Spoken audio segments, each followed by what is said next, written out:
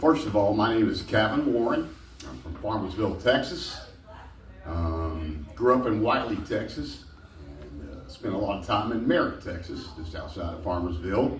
First of all, I want to thank you, men and women, for allowing me to be here today. I'm going to get a little emotional, and I apologize for that in advance. However, let's get started and talk about the 35 years it took me to stand here. And I was looking at the gentleman's book. You know, God answers prayers in 3 different ways. Yes, no, and wait. And 35 years was well worth the wait. And I'll tell you why. I learned a lot about myself in the 35 years, what I thought I knew and what I didn't know. Growing up in Whiteley, Texas, I was a poor kid. Lived in a trailer park. And I thought, man, I want to be like the rich kids. But little did I know. Sorry, I was rich. Rich is not money. It's family, clothes, food, shoes.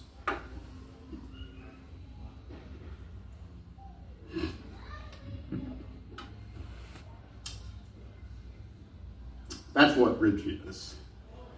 Not too long ago, when I decided that I no longer wanted to drink alcohol or be depressed or be overweight, sitting in a recliner blaming everybody but myself, I decided that, hey, it's time to make a change.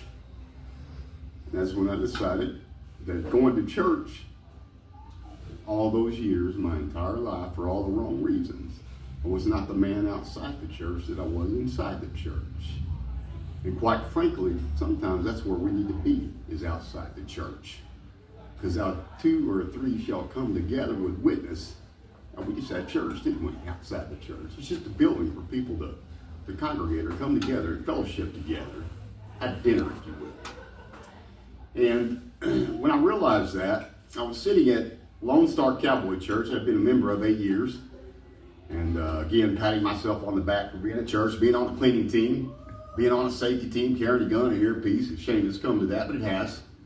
And, mowing the lawn and doing those things. It didn't mean anything. Because again, when I left that church, ran home to watch those Dallas Cowboys, and crawled off in a bottle of vodka, hoping it would all go away. Well, guess what? It didn't. It's still there. The problems were still there. The hangovers were still there. The headaches were still there. And I was right back in that recliner with the shades drawn, again, blaming everybody but me. So as I thought about that, and I said, you know what? I took my last drink. My wife said, I've heard that before. And I turned it over to God. I said, God, can't do without you. I tried it on my own for 35 years, and guess what? Didn't work. Failed every single time. Now I need you. Need you now. And little did I know, this time, I asked with my heart, not my mind. Because if you use your mind, guess what? It doesn't work.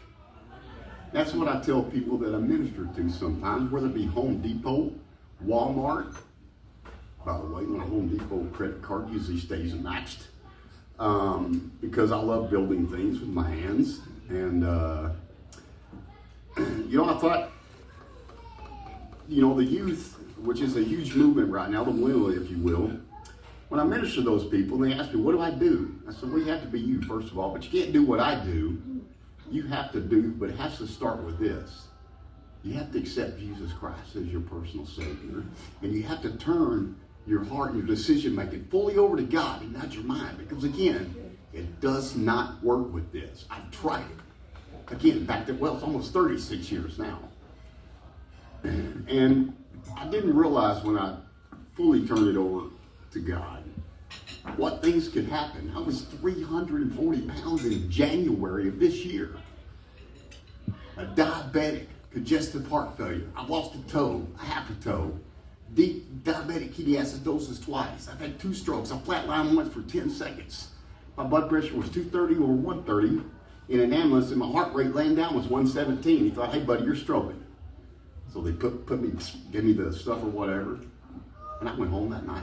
And I thought, man, this is just incredible what God's doing in my life. And as I thought about that more and more, I began to pray a lot. I began to read a lot. And as I told you earlier, I'm going to go forward a little bit and go back a little bit as these things come to my mind, because I want it to be heard, and I just want it to be heard from this, okay, rather than read it from this here. I've read this a couple times. It's my testimony. I should know it, right? I was at Lone Star Cowboy Church for 8 years. I was a member there. And the Gideons came in every year. They come in once a year. And I was sitting there with my soon-to-be ex-wife, who still go to church together. We're still friends.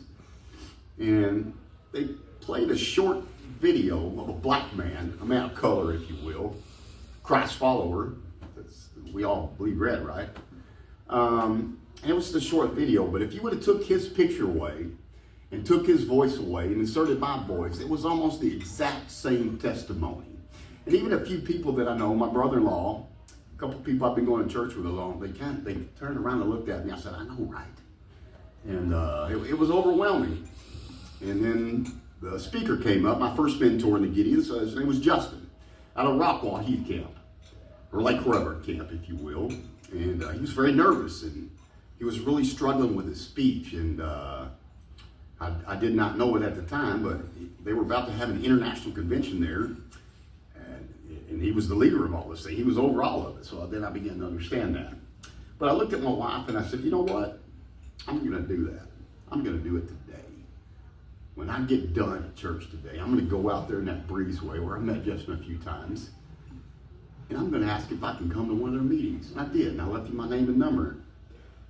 And we left to go to lunch. And I said, you know what? He's never going to call. The phone rang before I got to lunch. And I was overwhelmed. And it was Justin. He said, hey, you want to come to a meeting? I said, I do. He said, well, it's Saturday morning in Rockwall, Texas at 7 a.m. And I said, I retract that statement. I don't know if I want to spend a Saturday at 7 a.m. and a Gideon's Bible meeting. But I did go. And the very next Saturday, I took a leap of faith. Just like someone who's never swam before in their life. I jumped in the deep end with no weighties or nothing. But I knew if I put God in that decision, he'd get me to the other side.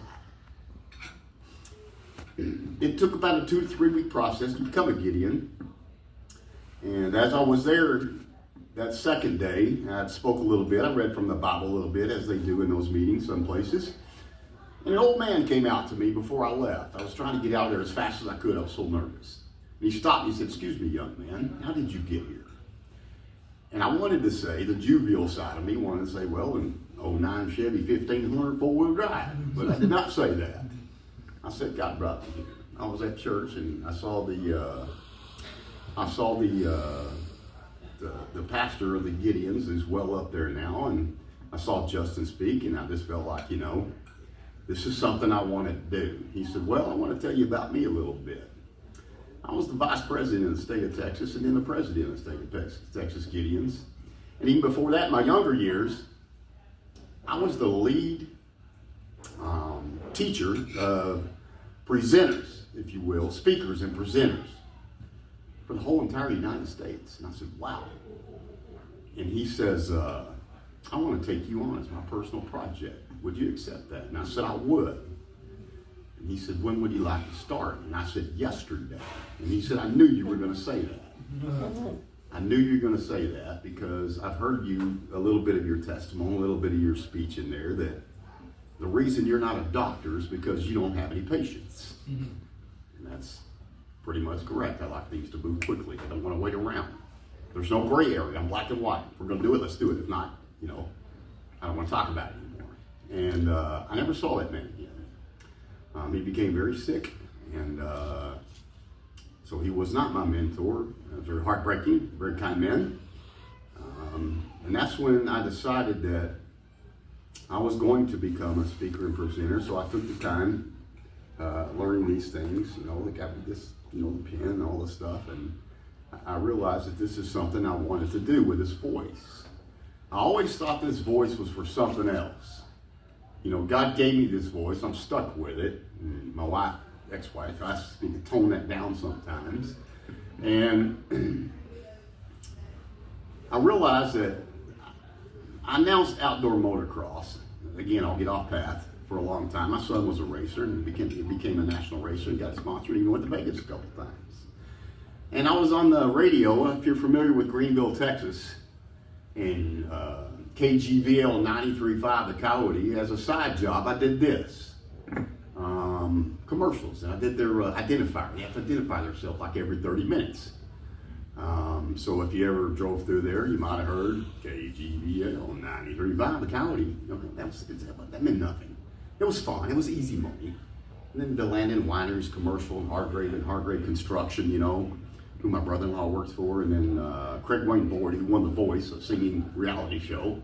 I did all of his commercials. He was an up-and-coming country artist through Southern Junction.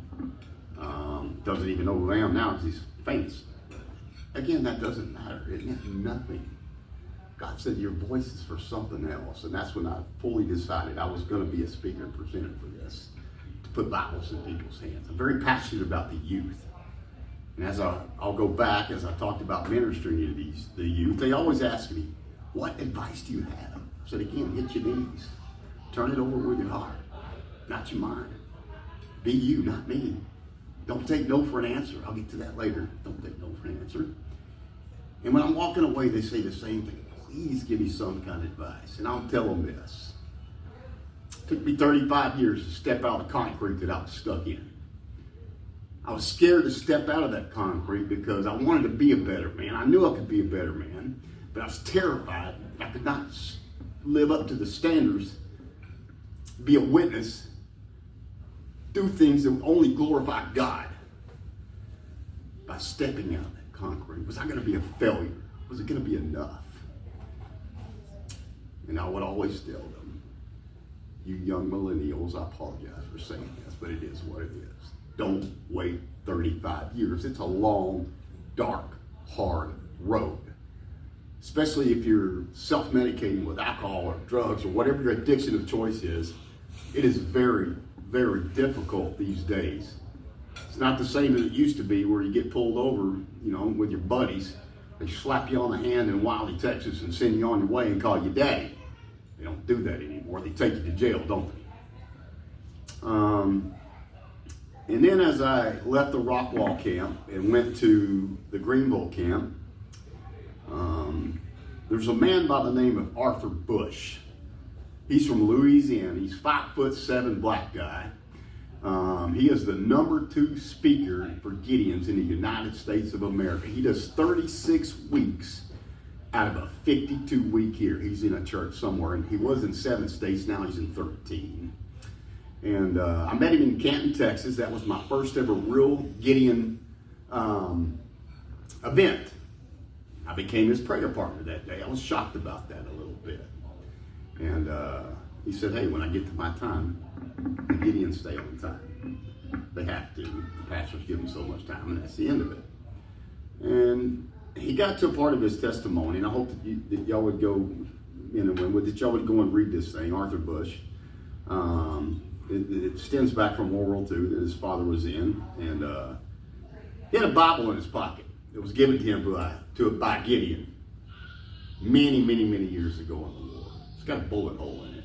Arthur Bush has that Bible now. And that bullet hole saved his life because he had it right there in his pocket. He got shot. And he has another Bible. It's called the Three Bibles, that was presented to him by the President of the United States of America at that time during World War II. So as I continued this into the Greenville camp, I thought these guys were open arms. They really wanted to help me get into churches. And then as time came on, it became dormant again. I spent all this time training and learning and reading this Bible and learning about the Gideons. and learning scriptures and learning things that I need to say. And it was very difficult for me because I felt like I was at a standstill again with those guys. I mean, I can go to churches and I can do Gideon stuff, but I still need some of the top people there to help me with that. You know, I can't just run in there and say, hey, I'm a Gideon from Rainbow, I'm selling Bibles. Not selling Bibles, I'm generating revenue for Bibles that go all over the world. And what people don't realize is that the Gideons it's not just about Bibles. And that's why I brought my card with me, because I want to read something for y'all, if you don't mind. Let me get this out of here. I don't lose my ring. It's going to fall off anyways. I want to read something for you real quick, if you'll give me just a second to get this out. Sorry.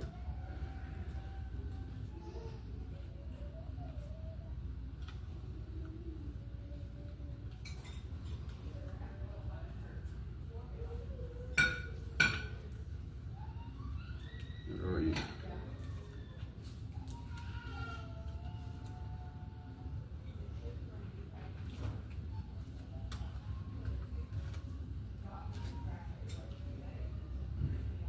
Sorry.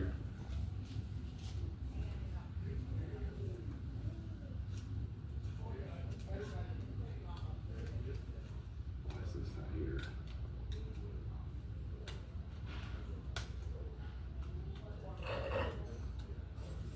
Well, it's okay, I'll wing it.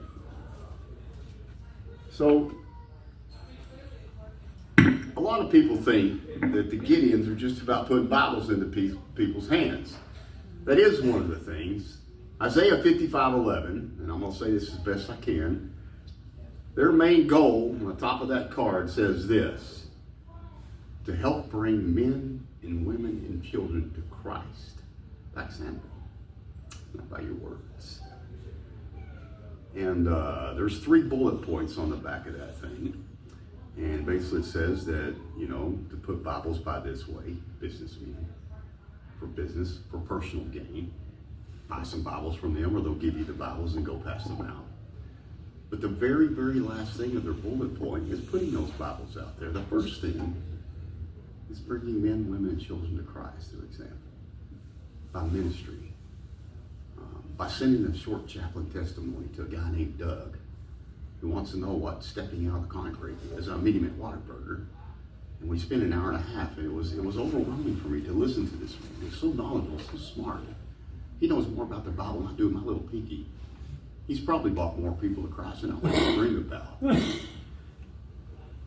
And then I'll go back to Lone Star Cowboy Church, where I got baptized for the third time in my life. Now, this third time was different than the other 2 because my friends were doing it, Wiley Baptist Church, and they were doing it for whatever reason. And I thought it was cool. I wanted to be with those guys, so I got baptized twice, just a few years. But this time when I got baptized, I went under the water as one man, buried that man. Still the same man you see standing before you today, but I came out of that as living water. I had to learn about that. It's living water. And the reason that I was encouraged to do that is because if I'm going to stand between a church, before a church, or before you men and women, or before anybody, they have to know that I'm truly, with my heart, a man of God, a vessel from God, a Christian. And I hate calling myself a Christian. I call myself a Christian under construction. As someone said earlier, there was only one perfect Christian in this world. He's tattooed right here. His name's Jesus. It ain't us. I'm sorry, guys, to let you down, gals. It's not us. And when that was done, a couple ladies came up to me that I've been going to church with for years and very rarely spoke to me. They were crying. I said, why are you crying? And he said, well, we judged you. Now we see you. See this, not this. It was an overwhelming day because it was the same day that I hit my 6-month sobriety. Now I'm about to hit 9 months, and on January the 21st of 2025, and it's going to happen, that'll be the first time in 35 years that I'll be sober for 1 year total.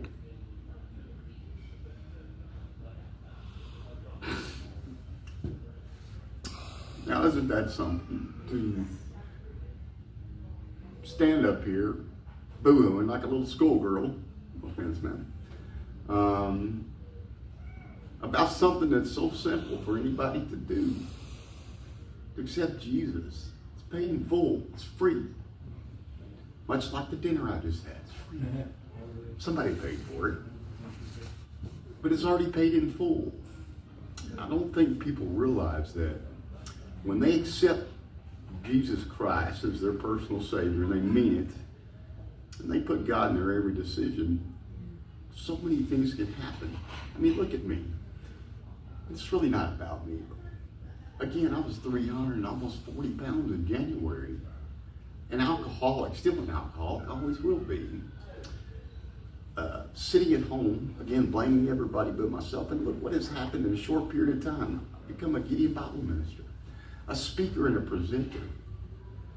You know, here with these men and women of business who believe in me. None of you have even met me other than Doug and this gentleman here that I used to ride motorcycle with out to the youth, the ditching. And we're not talking about youth kids that have gotten in trouble. We're talking about kids that are on their way to prison for the rest of their life. We're talking about murderers.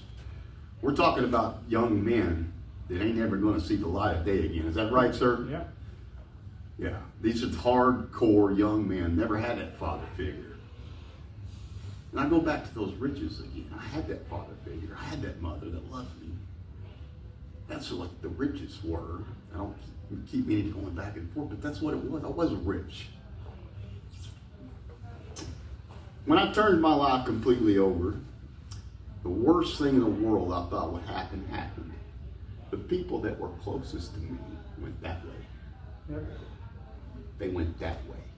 Wife, kids, friends, church people, gone. The people that I had not spoken to in years, how are you doing, young lady? The people that I had not spoken to in years, who knew the old Kevin, began to come closer. As I would put it, I would put my progress on Facebook, you know, my weight loss and trying to get into this ministry and trying to do all these things and the things that we're accomplishing. And those people started coming back in. Hey man, we want some of what you're drinking. I said, well, I ain't drinking nothing. You know, I'm just, I turned my life over to God. I mean, that's what I had to do. You know, with my heart again, I don't mind. And people I haven't talked to in 30 plus years. And it dawned on me that why were those people going away? And I realized that because they've heard this song and story too many times. I'm going to quit drinking. I'm going to do it. I'm going to do it this time. I'm going to do it. They've heard it too many times. Boy, they cried wolf, if you will. They didn't want to hear it no more. They didn't believe it anymore. I believed in it at the time. And then as time went on, the months and months and months, they saw the weight loss. They saw the health getting better. They saw the ministry thing going in the full flesh. They saw me in church every Sunday. They saw me leaving Sunday. Didn't care less about Dallas Cowboy football game. I did not care less. I don't care now. Hope they win, but sorry, a little humor to help the emotions. But it dawned on me that I had a bigger purpose in life that God wanted me to do. And I finally accepted that calling. And when I was getting baptized that day, I never ever wanted to take credit for any of the things. I'm very passionate about the youth department. And I never wanted to take any credit in the youth pastor, a guy by the name of Forrest Whopper, right before I got baptized, came up and took the microphone and said, I got something I want to say. And now that I have the microphone, this man standing in a horse trough, he can't get this microphone. I'm going to say something. He said, first of all, most of you don't realize that this man, in the last 2 years, developed what they call a pancake breakfast. And the first he told me about it a couple of years ago, I thought he was crazy. But they let him run with it. I did it on my own with the help of Thomas Osborne and the Christian Motorcycle Association that I've known a very, very long time. Told them what I wanted to do. Well, they showed up big time. And we sent, that year, 10 kids to camp. They didn't have to pay $1. paid for the fuel, paid for their insurance, paid for their sponsor fee, paid for the food, paid for everything, and had money left over. I never thought about those things because I didn't want any recognition. Didn't need it, didn't care. I didn't care, but it wasn't important for me for people to clap at me at church. Can't stand that. Clap for Jesus, don't clap for me. And Forrest said, Kevin, is what you don't realize. In the last 2 years, you sent 22 kids to camp. And what else you don't realize, half of them got saved. And what else you don't realize is that some of their friends got saved that you don't even know. And that number is getting close to 100 that I can count. And I was overwhelmed. And he said, you have to accept it. You did that. You also have to accept the fact that since March, you put $6,000 into the youth department. You probably don't even count, do you? I said, no, I don't. I go out and mow people's yards. I get up at daylight. I eat breakfast at 4:30 in the morning. I hit the ground running. If I don't have nothing to do, I go find something to do. It's called working. My daddy told me a long time ago, the hardest part of a job is walking through the front door every morning. Find something you like to do, then it's just work. Go to work. And I know what's going to happen to you and your brother as you get into your high school years. You're going to go out and do what you do. I'm not going to go into details, drinking beer and all that. Okay, I guess I will. And I don't care how bad you feel, you get your honey up and you go to work. And that's something that stuck with me. I try to tell my son and my kids, who are all very successful, go to work. Find something you like to do. Walk through the front door. It's all it takes. Other than that, it's just work. My daughter went to college, my middle child. She got a 4-year college education right across the street at Texas A&M University. She's a school teacher there in Merritt, Texas, Bland School. She's a 3rd grade math and science teacher. And if your last name starts with a W, as mine does, Warren, it's a long day over there, but fortunately they've changed that, but it was an all-dayer for me. And my son went to work for North Texas Water Municipal District in Wiley, Texas, and actually became a controller. Took the time they paid for him to get his water licenses, and he manages computers and chlorine and all that stuff. And he makes $15,000 more a year than my daughter that graduated from Texas A&M Commerce. Or is it going to be, what is it now? East Texas, right? East Texas A&M. East Texas A&M. I'll go with it. And my daughter came to me and said, Dad, how did you do this? I said, well, because people that go into trades now or specialty fields or whatever, they make a lot more money. Unfortunately, being a minister, being a leader of a business, being a preacher, being a pastor, it ain't worth a piece of paper that's hanging on the wall. It don't mean nothing. And she didn't like to hear that. And I said, I'm proud of you for going to college. I was a 10th grade dropout. I went back and got my GED, and I went and took the equivalent, got a high school education, and a little bit of college courses. But at the end of the day, again, it's not worth a piece of paper that's hanging on the wall. This is what's worth. This is what's worth having around. Read this thing right here. By the way, it's not for interpretation. You'll never, ever hear me interpretate this. I'm going to read it right out of there. Whatever's written in red and whatever's written in black, it is what it is. If you want to interpret it, that's between you and God. I'm not going to. I went to many churches that did. So I want to go back a little bit to the military. I was joined the military right after Universal Technical Institute, where I was going to be a car mechanic. Never worked on a car but my own. Left and again landed in Fort Sill. Went on to Schofield Barracks, Hawaii during Desert Storm era. And I was fortunate enough to be on a M1 Deuce 105 millimeter howitzer that was towed. And as I was telling the folks earlier, I was fortunate enough for the President Bush to do a 21 gun salute on the parade field during Pearl Harbor Week. So that was kind of interesting. These are things that I forgot. Things that I didn't remember, and that leads me to another one of my sayings. You've heard stepping out of the concrete, and you've heard about the don't care. But on the back of my legs, it says, someone tell me no, challenge accepted. And I'll explain that to you. I've been told my entire life, No, you can't be Star Greenhand in Wiley, Texas in FFA because your daddy's a drunk. You won't be focused. No, you can't go to the United States military because you wear your emotions. You ain't going to be able to handle the drill sergeant. You've been told no.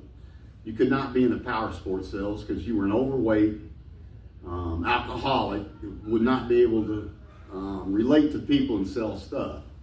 And I had a 25-year career, and I was fairly successful at it. And, it dawned on me again. I woke up as I did about the don't care stuff, and why let people bother me. And I asked God, I said, why do I keep letting people tell me no? He said, because you let them. You let them. Look what you've accomplished. You were a Star Greenhand. You did make it in the military. You did make it in your business. You made all these things because of me. Because even though you didn't realize it, you believed in me. Because God is always there waiting for us. He's always there. It don't matter how long it takes. If it takes 1 year, 2 years, 5 years, or 35 years, he'll be there waiting. He loves us unconditionally. And that's probably the most key word in the Bible, that isn't it? Love. It's probably written there many, many times. So that's when I came up with this. For some reason, 3 o'clock in the morning, where everything happens to me. They call it the witch's hour. Someone told me. I don't believe in that, but whatever it is, it happens at 3 o'clock in the morning. And that's when I came up with someone telling me no, challenge accepted. And then as people began to ask me about that, the tattoos on my legs, and I said, well, I'll tell you what it means. It means this. When you tell me no, and I'm putting God in every single decision I make, then you're telling God no. Now that's a problem for you, isn't it? It ain't for me. But when you tell me no, you're telling God no. And it's not going to be a flood that you're worried about. Everybody thinks this big flood's coming. It's not. It's going to be fire. It's going to be fire. It's not going to be water. It's not going to be no Noah's Ark there at St. Anne's. Everything's gone. You're either going that way or you're going that way. And I'll tell you which way I want to go. And I know if you're all Christ followers, I know you are all Christ followers here. I'm going to skip around a little bit again. About 4 weeks ago, again, my best friend, he's a very large man of color. Did some time in the prison. The entire family is either pastor, preacher, minister, reverend, deacon, whatever it is, all of them. And he invited me to come to his daddy's church, which is an all black church. There's no white people there. I came there and I sat in the front row. I have a cowboy hat on. And the deacon came over and, excuse me, young man, I don't know how you folk do it. I said, excuse me, you folk, bite your tongue, sir. He said, well, you can't wear that cowboy hat. I said, I understand. I'll take it off. And I took it off and left it there. And I said, by the way, let me tell you about us folk. First of all, my oldest daughter is married to a black woman. My best friend is a 6'4" black man from Farmersville, Texas, who's a very respected man in the church. By the way, his daddy's the pastor.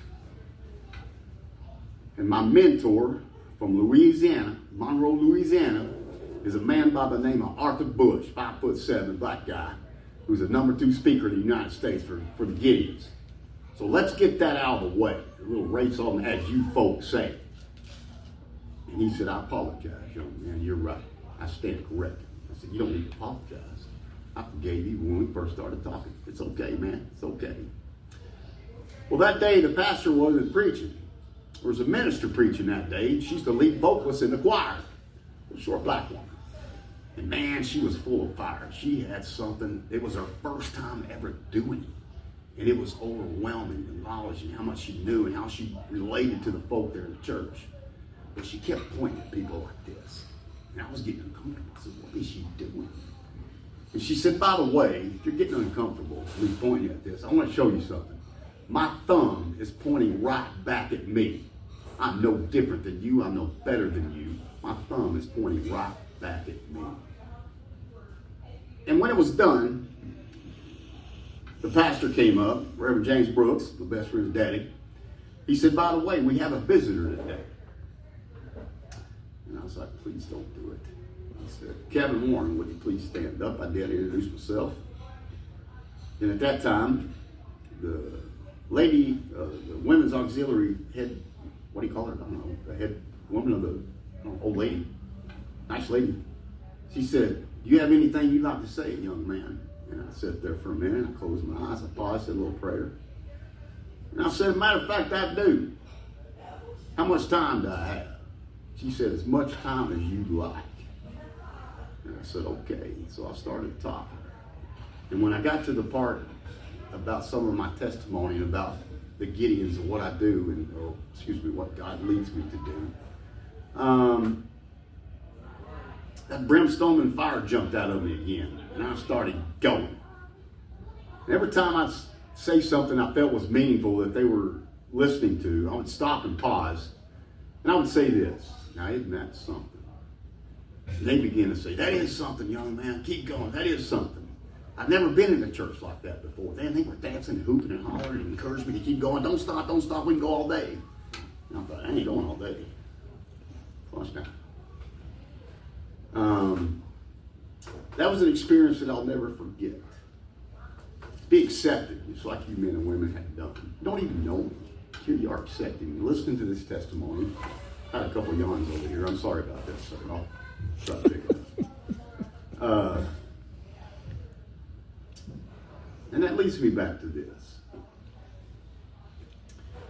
On January the 20th, this is the tough one here. I was going to skip this, but I'm not.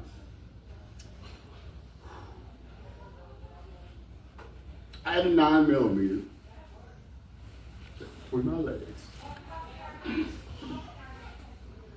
It's going to take my life. Done.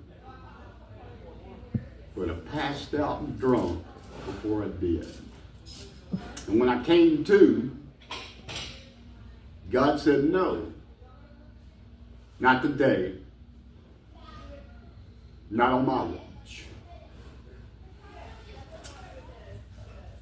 And I realized that day, I was going to turn it over. I did. Took myself to McKinney, Texas, Medical City, and said, look, I'm here on my own accord. I'm going to stop drinking today. I'm congestive heart failure, diabetic, and everything else. B, you tell you what I don't have right now. I want somebody to make sure that I'm okay. I did not go into detox. I did not get the shakes or anything like that. I was there for a few days. I called my wife the second day and said, hey, I turned my life over completely to God. I'm done. She said, well, I'm glad you're in a safe place because I'm leaving you over the phone. 35 years. Over the phone.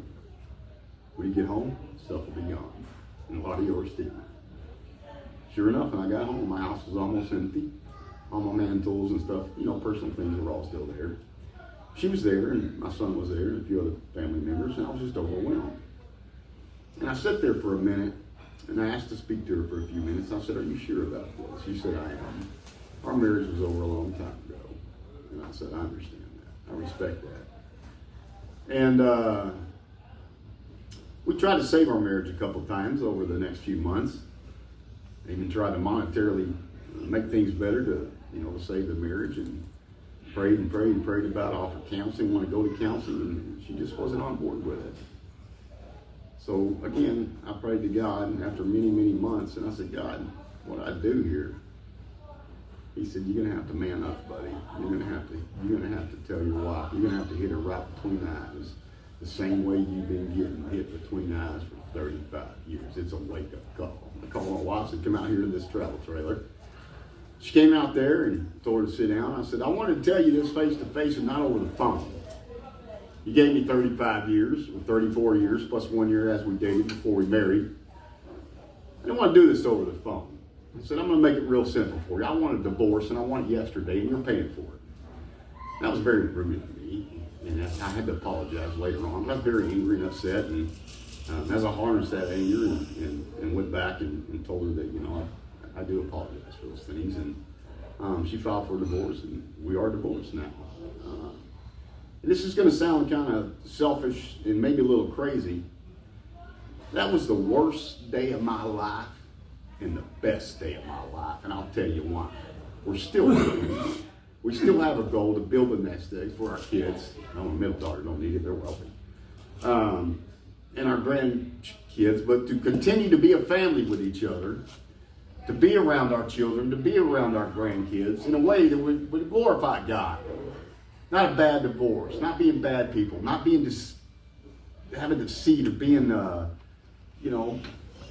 mean to one another, but to be a loving family again.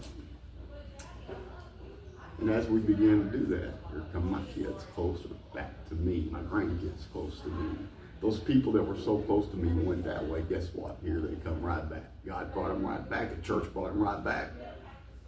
And God, again, using me as a vessel, brought them back. Not me, just a vessel. Now, I was going to start in the beginning with this.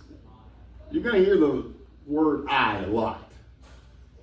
You've heard a lot of I's, haven't you? You're thinking, this guy's not doing nothing but talking about himself. Well, I'll explain that to you. If I said, Doug, where would you got to go to lunch today? And Doug would say this, I would like to go to Whataburger across the street from Texas A&M football field. Division II championships, that weren't they? Isn't that something?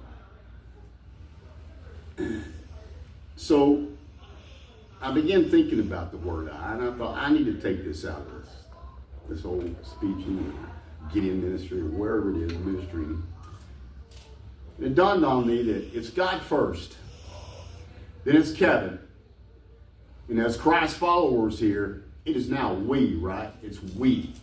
We're bonded together for life for the same goal, to bring men, women, and children to Christ, and for me to put Bibles in people's hands all over the world. Isn't that something? A redneck from Merritt, Texas, alcoholic, didn't care about a lot of things in life, stands before you as a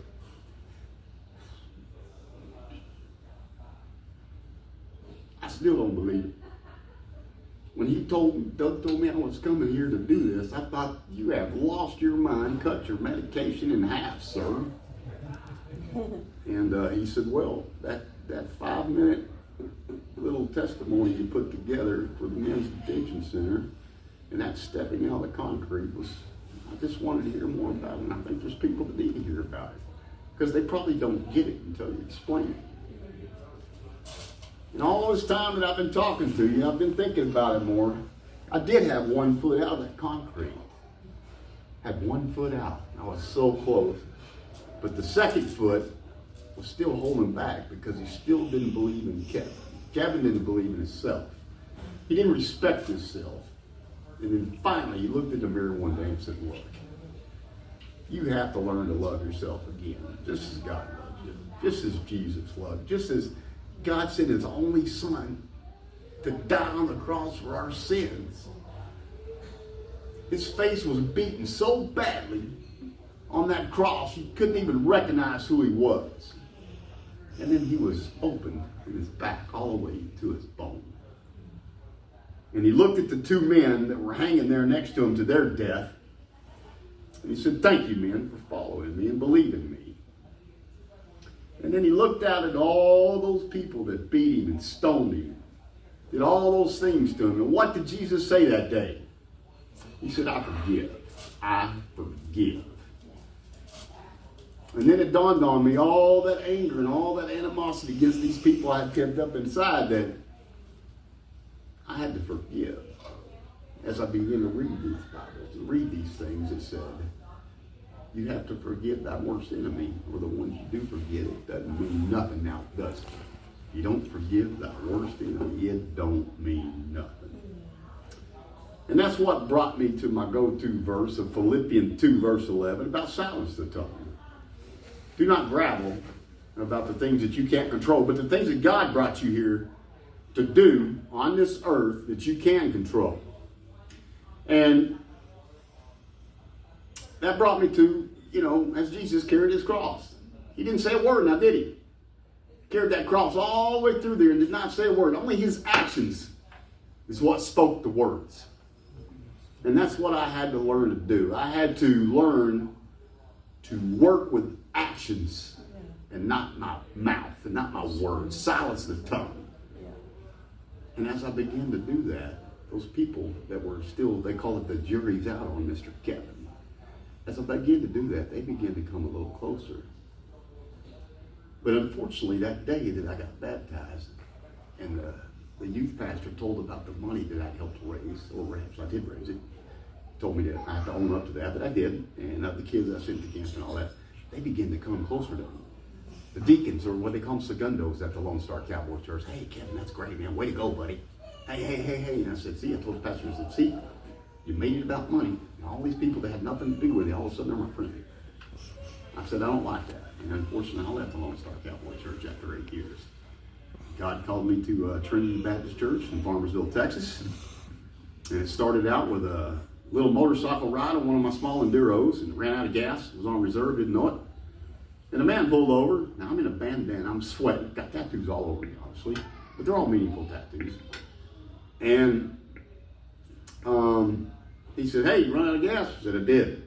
He said, man, hop in. I was like, okay, this is weird. And he drove me back to where my travel trailer was. And I talked a little bit, and he said, what are you doing out here? Hot. And I said, well, I'm spending a little time with the Lord. When I ride my motorcycle, or if I get behind a lawnmower and take care of somebody's property and turn a piece of coal into a diamond. See, what a lot of people don't realize, there's a diamond in everything you look at. You just gotta look at it, see it. Paint a canvas on it. What would you want it to look like if it was yours? I love doing that, the landscaping or designing and building decks. I specialize in decks for RVs. I love doing that. My daddy was a master carpenter, just as Jesus was. Worked at J&T Cabinet Shop in Wiley, Texas for 35 years. Same man that said, get up and go to work. He never missed a day of work. He missed work, they sent him home. When he got home, got to feeling better. If there was 30 minutes left in a day, he strapped on his boots and went right back there and did that 30 minutes. Hardest working man I ever met in my life. Carpenter. Simple carpenter. So as I think a little bit more about, I don't know what time it is or how much time that we have. It's 7:40. Say again? We're out. Huh? We got to close it. We got to close it up? Okay, I'll close it up. So I want to say this. That was probably about half of my testimony. But I want to tell you men and women this. My main goal as a vessel from God, and is your goal as well, is to bring men, women, and children to Christ with my actions, okay? But I think my biggest purpose with this voice, and I will close with this, I promise,